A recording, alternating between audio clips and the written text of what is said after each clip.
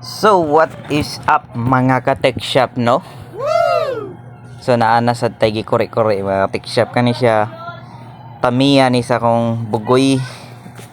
Gusto niya iyan sa ipayo kay yan sanduaan. Wow. May anapod tayo lang giayo nga Samsung A52. No display issue mga ka-tech shop. Kaning cellphone na mga ka-tech shop murag nakatapal giguan ni mga ka-tech shop kay ang i-order ang ipada sa supplier mga ka-tech shop kay katong TFT nga LCD. Kanang TFT dili na siya original nga LCD mga ka-tech shop, and mas barato na siya compared sa original. So nagtuo mig naka save mi aning TFT mga ka-tech shop, pero ang problema mga ka-tech shop pag taon nako perti mambagaa dayaning TFT nga LCD nya kaning A52 nga Samsung nipis mong siya nga cellphone mga ka-tech shop. So pag taod nako perti man kang ala. So nga akong gibuhat mga ka-tech shop, gitry gin akong taod unya gidaghan pa yun ako tong glue niya mga ka-tech shop kay kanang nagtukog ma-okay ra ba madara og duot-duot ba. Nga karon kay gigamitan pa gyud ako katong glue nga black kay para matabunan gitong kangal mga ka-tech shop ba, pero wagin magsilbi oy. Ako'y nagtanaw wa ko masatisfy sa akong gitrabaho, kangal gigay siya nya hugaw ka siya resulta ba. So ako ipakita unya mga ka-tech shop ha. So mao ni ang TFT nga LCD mga ka-tech shop, no? Di kayo siya maklaro kung baga, pero pag tao din ako mga ka-tech shop baga gyud kay siya nya mukhang al siya, dili siya fitted sa iyang frame. So kung inig-oni mo mga ka-tech shop ang kilid na makiklaro gini mo ang suga. Mo tong ingong ko nga ayay nasayop kog orderan ni da. Sakto man unta akong gi-order nga model, pero ang kanig yung TFT nga LCD mga tech shop baga ni siya LCD. So inigtaod nimo sa frame tangal gid siya. So nahog yun ni siya alkansi ko anig LCD mga tech shop kay di naman ni nako di ni nako magamit sa kani nga cellphone. So pero possibly magamit nako sa lain guro nga model nga musakar ani nga LCD. Pero so mao to akong gitaod mga tech shop akong gigluhan sa ang resulta mga tech shop wa mo ko masatisfy nya.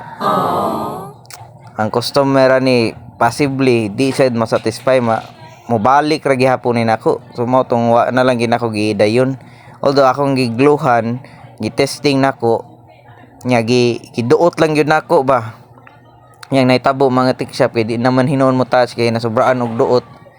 So akong gitanggal og balik. Kani naglow na ko ani mga tech shop.